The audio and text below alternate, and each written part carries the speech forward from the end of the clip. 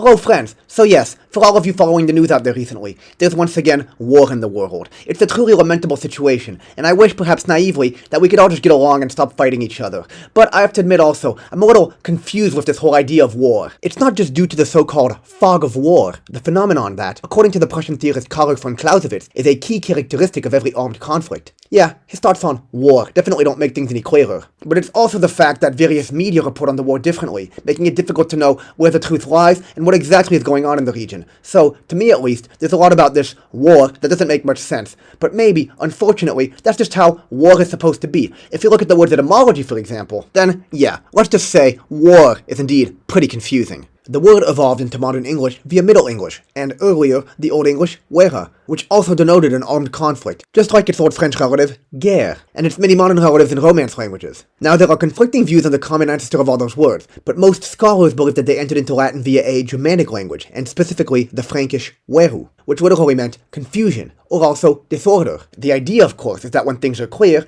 everyone gets along, and things work out okay.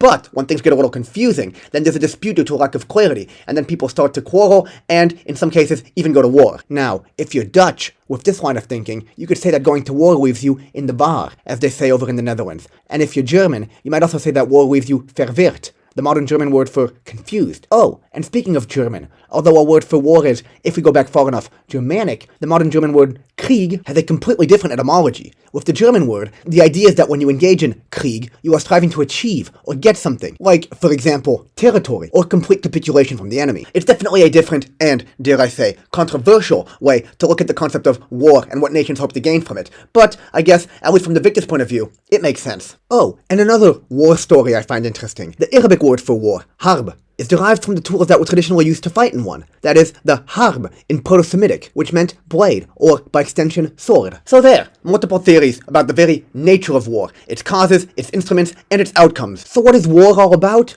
Well, it depends on who you ask. And do any of these origin stories help me understand all the war we have in the world today? Or why some of us still choose to wage war? No. To me at least, as an English speaker, the idea of war is definitely a confusing one. And if after hearing its origin story, war is still confusing for you too, then I guess this video has done its job well. Thanks for watching.